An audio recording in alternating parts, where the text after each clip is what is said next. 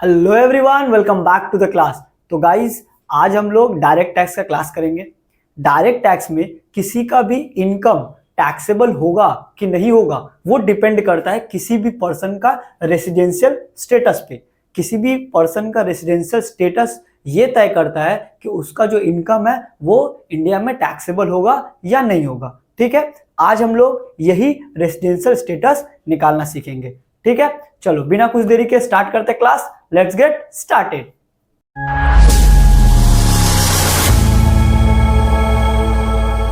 सो हम लोग अभी देखें कि किसी भी पर्सन का इनकम टैक्सेबल होगा कि नहीं होगा, ये किस पे डिपेंड करता है? रेसिडेंशियल स्टेटस पे। रेसिडेंशियल स्टेटस पे आईटी एक्ट मतलब इनकम टैक्स एक्ट 1961 का सेक्शन 6 में ये बताया हुआ है कि रेसिडेंशियल स्टेटस किस तरह से हम लोग टेस्ट करेंगे। ठीक है, किस तरह से चेक करेंगे रेसिडेंशियल स्टेटस, ये कहाँ लिखा हुआ है? ये लिखा हुआ है इनकम टैक्स एक्ट 1961 के सेक्शन 6 में।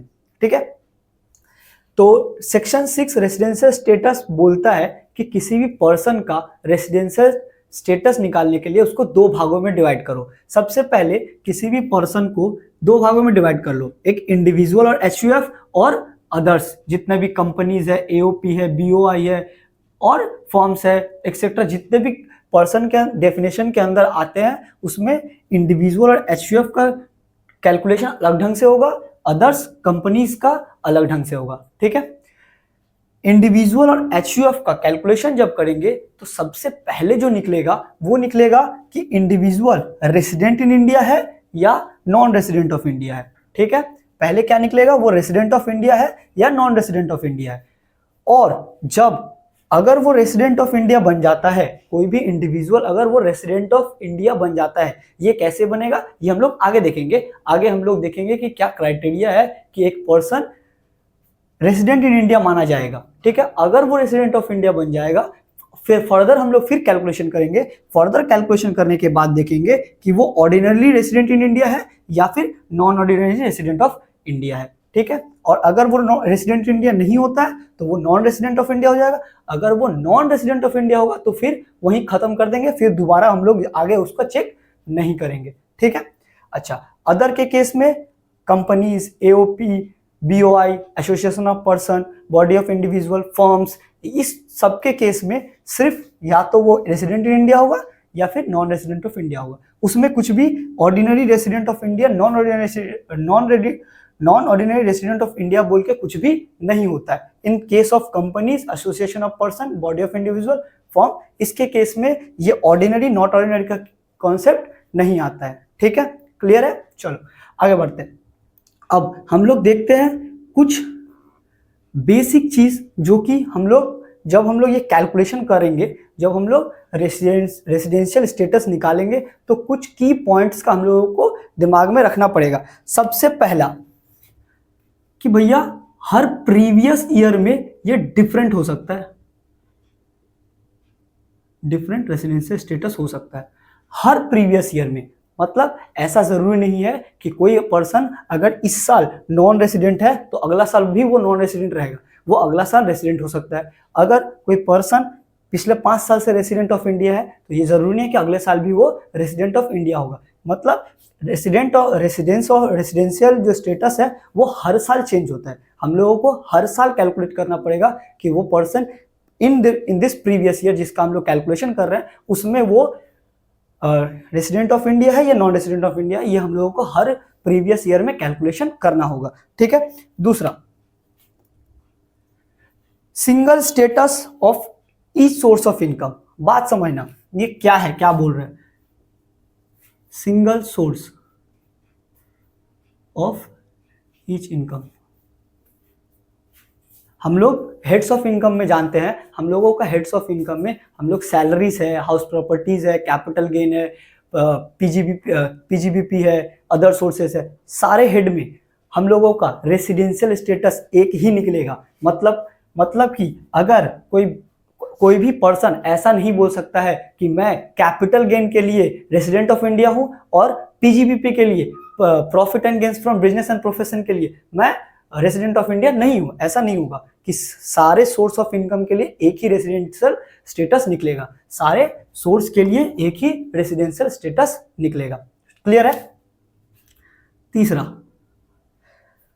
Impact of citizenship. अच्छा, ध्यान से समझना,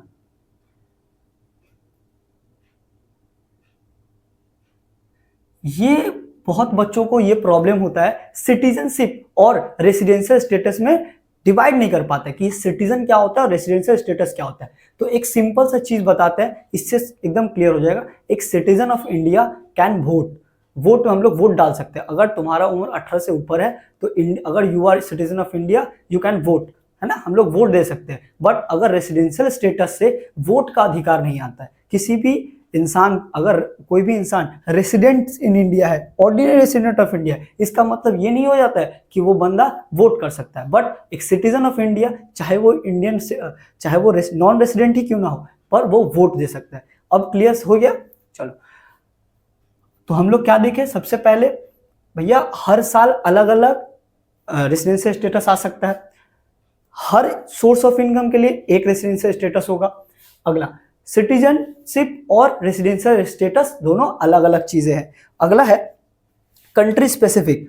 अच्छा, ये चीज बात समझना, क्या बोल रहा है कि हर कंट्री का हो सकता है, एक इंसान का अलग अलग कंट्री में एक ही रेसिडेंशियल स्टेटस आ सकता है। मतलब वो एक ही टाइम पे रेसिडेंट ऑफ इंडिया भी हो सकता है और रेसिडेंट ऑफ अमेरिका भी हो सकता है। ये टोटली डिफरेंट थिंग है। हम लोगों को अभी फिलहाल ये वाला कैलकुलेशन सीखना है कि रेसिडेंशियल स्टेटस कैसे निकालेंगे। निकालने से पहले चौथा अगर याद ना भी रहे तो कम से कम ये 3 चीजें याद रखना कि हर रेसिडेंशियल स्टेटस हर साल अलग अलग निकलता है। दूसरा, single source of each income, मतलब हम लोगों का हर इनकम के लिए एक ही रेसिडेंशियल स्टेटस होगा, अलग अलग नहीं होगा। और सिटीजनशिप और residential status both are 2 different things. ठीक है, ये समझ में आ गया। चलो, अब हम लोग सीधा कैलकुलेशन पे चलते हैं कि कैसे हम लोग कैलकुलेट करेंगे, कैसे हम लोग टेस्ट करेंगे रेसिडेंशियल स्टेटस।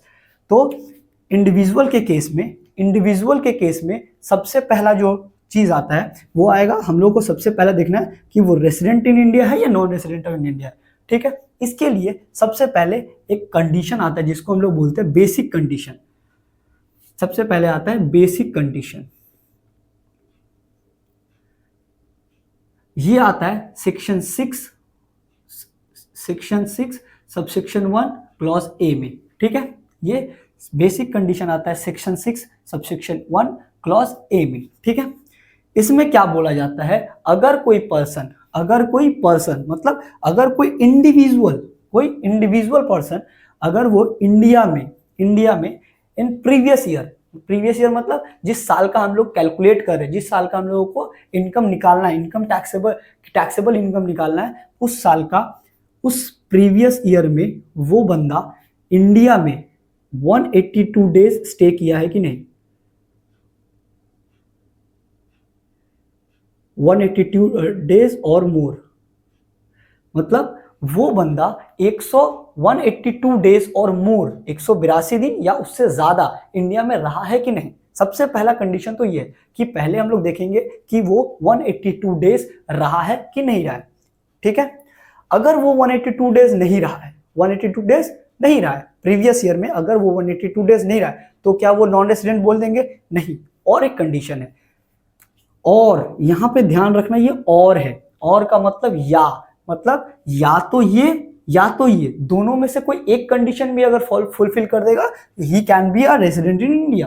ठीक है, और क्या आता है इन प्रीवियस ईयर, वो प्रीवियस ईयर में सिर्फ 60 दिन रहे, 60 दिन या मोर, वो प्रीवियस ईयर में 60 दिन से ज्यादा रहे और 182 डेज से कम रहे। अगर 182 डेज से ज्यादा रहेगा तो ऐसे ही रेसिडेंट ऑफ इंडिया बन जाएगा, लेकिन 60 दिन से ज्यादा है, 182 डेज से कम है, तब उसके साथ हम लोग देखेंगे एंड 365 डेज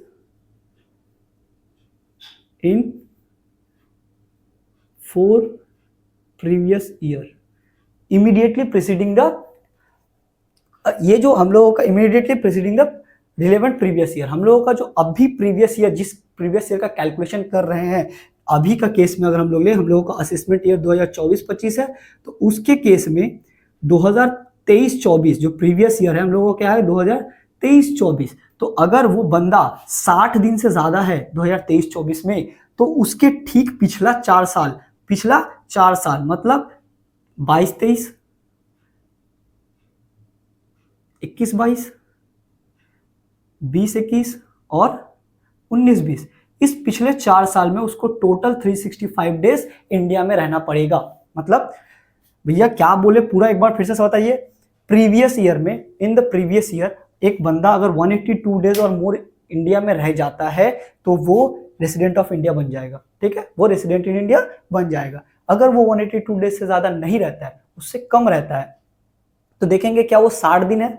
अगर 60 दिन है तो उसके साथ वो पिछले ये जो प्रीवियस ईयर बीता उसके ठीक पीछे वाला 4 प्रीवियस ईयर, ठीक पीछे वाला 4 प्रीवियस ईयर में वो 365 डेज रहा है कि नहीं रहा। अगर वो 365 डे रह जाता है, he can be considered as resident in India. ठीक है, दोनों में से कोई एक, यहाँ और है, दोनों में से कोई भी एक फुलफिल कर देने से हो जाएगा। ठीक है, दोनों में से कोई भी एक अगर कंडीशन फुलफिल कर देता है, he can be a resident in India. ठीक है, अगला देखेंगे, अगर वो दोनों में से कोई एक भी कंडीशन फुलफिल कर देता है तो हम लोग आगे बढ़ जाएंगे। हम लोग आगे बढ़ेंगे और आगे बढ़ के वो देखेंगे कि वो ऑर्डिनरी रेसिडेंट इन इंडिया है या नॉन ऑर्डिनरी रेसिडेंट इंडिया है। ठीक है, इसके लिए क्या है, इसके लिए और एक कंडीशन आता है, उसको हम लोग सेकेंडरी कंडीशन बोलते हैं। उसको क्या बोलते हैं, सेकेंडरी कंडीशन। अच्छा, सेकेंडरी कंडीशन से पहले एक चीज और बता देते हैं, 182 डेज और मोर या 60 डेज और मोर, ये जो है इसके लिए कुछ बेसिक पॉइंट का ध्यान रखना पड़ेगा।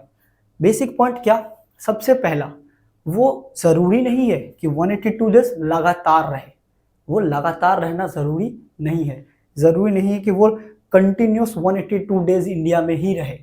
ठीक है, हो सकता है वो 30 दिन जनवरी में रहा, फिर फरवरी में चला गया, फिर मार्च में आया, फिर मार्च में चला गया, ऐसे करके अगर वो 182 डेज पूरा कर लेता है तो भी वो रेसिडेंट इंडिया माना जाएगा।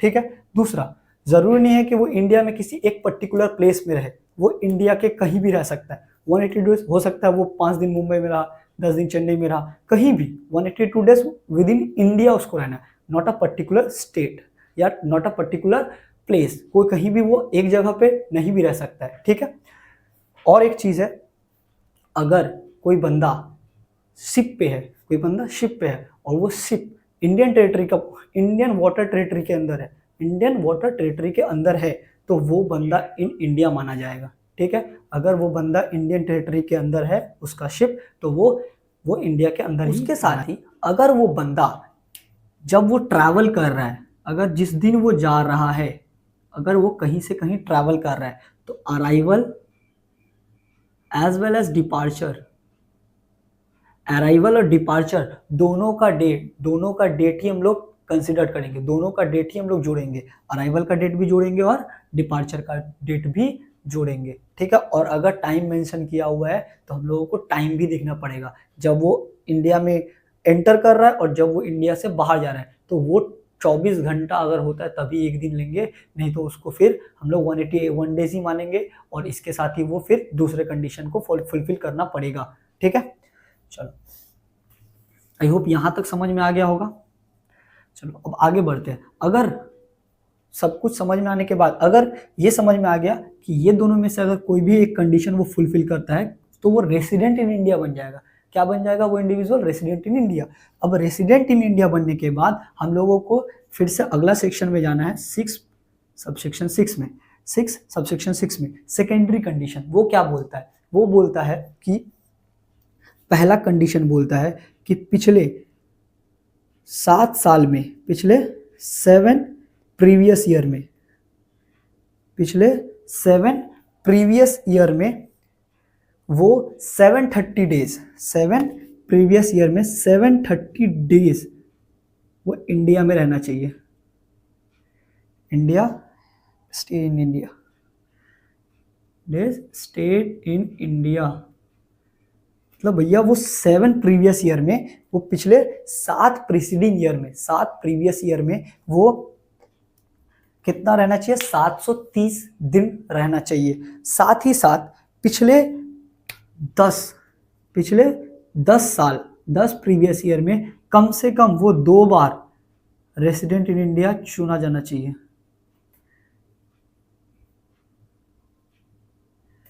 अच्छा, ये दोनों में ना एंड है, क्या है, एंड है, मतलब ये दोनों फुलफिल करेगा। मतलब एक इंसान अगर 7 प्रीवियस ईयर में 730 दिन इंडिया में है, साथ ही साथ पिछले 10 प्रीवियस ईयर में वो 2 बार रेसिडेंशियल स्टेटस का जो बेसिक कंडीशन है उसको फुलफिल किया है, तब जाके वो बनेगा ऑर्डिनरी रेसिडेंट ऑफ इंडिया। तब जाके वो क्या बनेगा, ऑर्डिनरी रेसिडेंट इंडिया। अगर ये दोनों में से एक भी फुलफिल नहीं करता है तो वो बन जाएगा not ordinary resident of India. ठीक है, क्या बोले, अगर वो सेक्शन 6 सबसेक्शन 1 क्लॉज ए का जो पहला सेक्शन है, और ये जो है वो सेक्शन 6 सबसेक्शन 1 क्लॉज सी का है, तो ए और सी दोनों में से किसी एक को अगर वो सेटिस्फाई कर देता है तो वो रेसिडेंट इन इंडिया बन जाएगा। और रेसिडेंट इन इंडिया बनने के बाद अगर वो दोनों कंडीशन को सेटिस्फाई करता है तब वो ऑर्डिनरी रेसिडेंट ऑफ इंडिया बनेगा। अगर दोनों में से एक भी कंडीशन वो सेटिस्फाई नहीं करता तो वो not ordinary resident of India बन जाएगा। समझ में आ गया इंडिविजुअल का रेसिडेंशियल स्टेटस कैसे निकालना है। ठीक है, चलो अब HUF का समझते हैं हम लोग। HUF हिंदू अनडिवाइडेड फैमिली, अगर उसका कंट्रोल एंड मैनेजमेंट होली और पार्टली, क्या बोले, HUF का कंट्रोल एंड मैनेजमेंट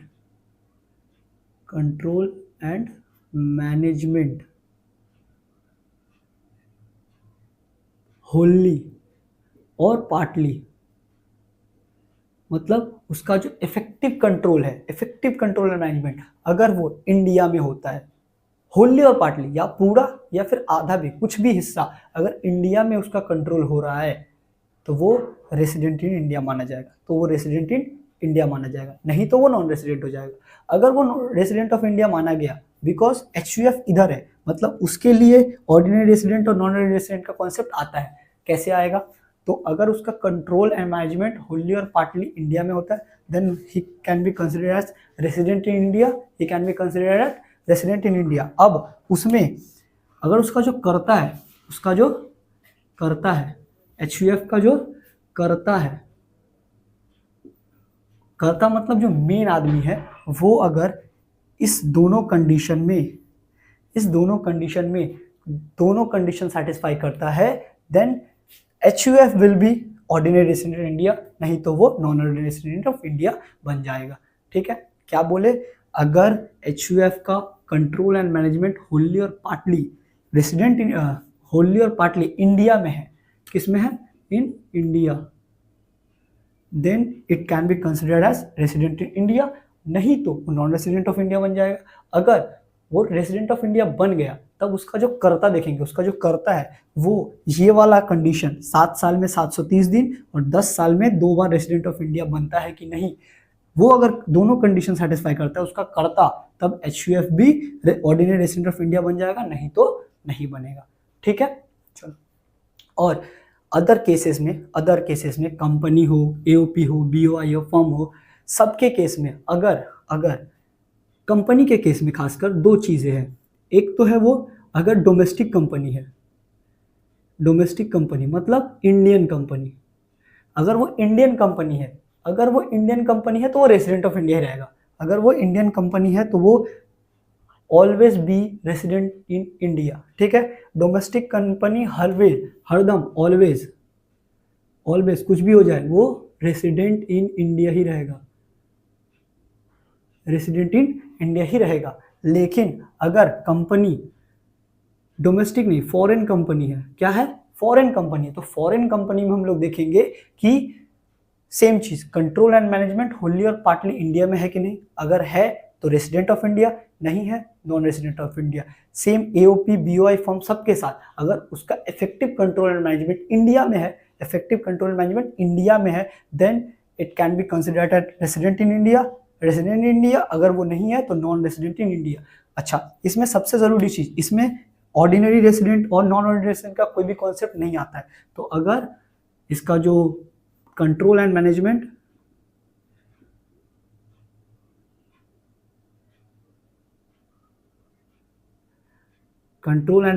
अगर इंडिया में है, then it can be considered resident India, अगर नहीं है तो नॉन रेसिडेंट ऑफ इंडिया। समझ में आया?